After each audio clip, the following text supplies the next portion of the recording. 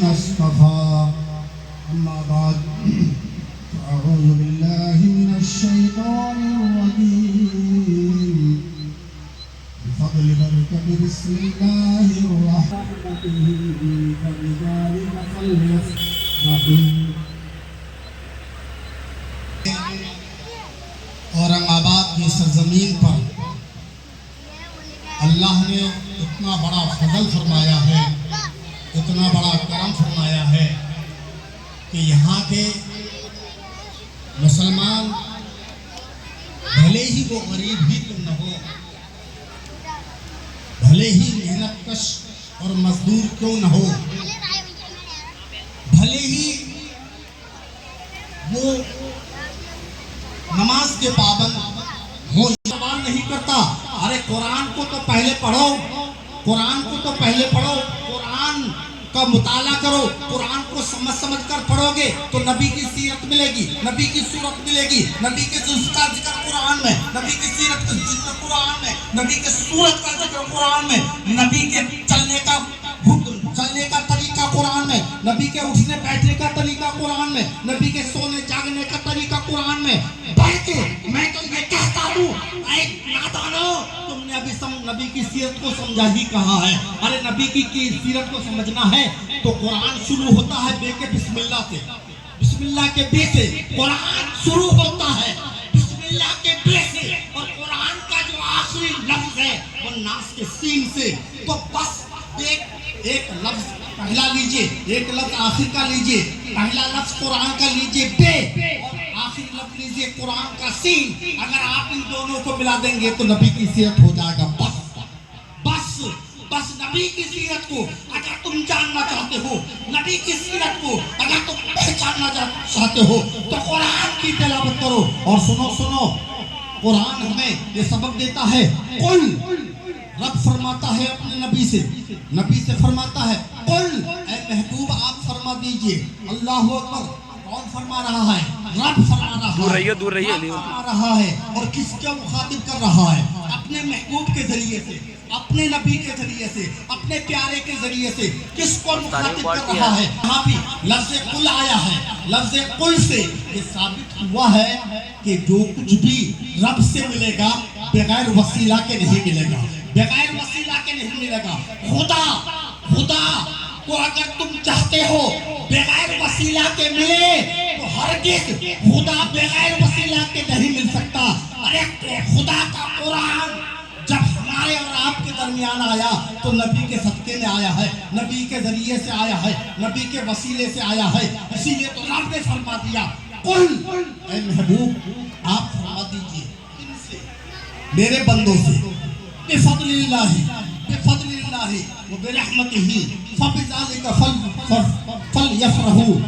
یعنی اللہ کا فضل اور اللہ کی رحمتیں جب تمہیں میسر ہو، جب تمہیں مل جائے، یعنی یہ اللہ کا فضل، اے میرے بندو، اللہ کا میرا فضل جب تمہیں مل جائے، میری رحمت تمہیں جب مل جائے تو فلیفرحوا، خوشیاں مناؤ.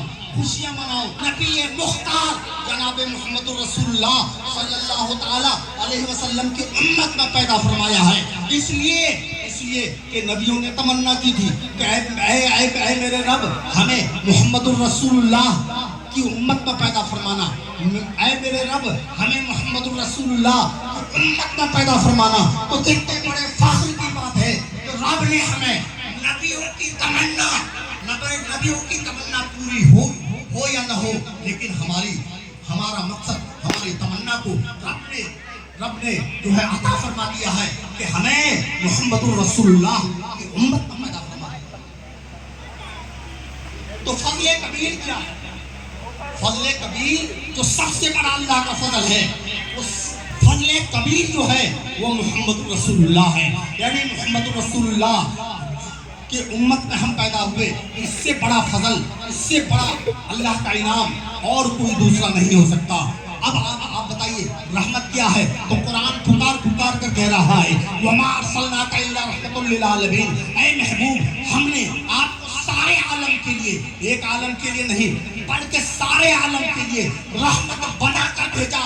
تو رب جب یہ کہہ رہا ہے اے محبوب آپ سب سے بڑے فضل کبیر ہیں، سارے عالم کے لیے رحمت ہے تو اور کون سا دوسرا ہے؟ تو اسی نبی محمد رسول اللہ صلی اللہ تعالیٰ علیہ وسلم ہمارے لیے فضل کبیر ہیں، ہمارے لیے رحمت ہے، عالم اسلام کے لیے رحمت ہے، دنیا عالم کے لیے رحمت ہے۔ تو جب ان کی ولادت کا موقع آئے، جب ان کی یوم پیدائش آئے تو ہم خوشیاں نہیں منائیں گے تو اور کیا کریں گے؟ ہمیں خوشیاں مناتے ہیں۔ اور سنو، خوشیاں جو ہے ہر ایک کے نصیب میں نہیں ہوتا ہے، خوشیاں جو ہے پھر اللہ نے حضرت آدم علی نبینا علیہ الصلوۃ والسلام تسلیم کے پیشانی مبارک میں نور محمدی کو مس کیا تو حضرت آدم کے قلب ہو گیا، جیسے ہی نور محمدی سے قلب آدم منور و مجلی ہونا تھا، روح آدم قلب میں آ گئی۔ حضرت آدم کے قلب میں وہ روح کو تعظیماً سجدہ تھا، تعظیمی سجدہ تھا۔ اب سب فرشتوں نے، جتنے بھی فرشتے تھے، سب نے سجدہ کیا، سب نے سجدہ کیا۔ تو فرشتوں نے آدم کو حکم الہی پر سجدہ کرنے پر انہیں مقام ملا، اور ان میں سے ایک تھا، معلم الملائکہ تھا، فرشتوں کو تعلیم دیتا تھا، فرشتوں کا استاد تھا۔ وہ اکڑ گیا، کہنے لگا آدم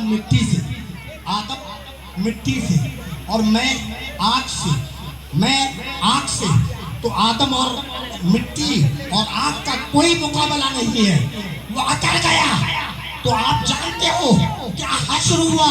وہ اکڑ گیا تو ہمیشہ کے لیے اکھڑ گیا، آدم کے لیے غمزدہ ہو گیا۔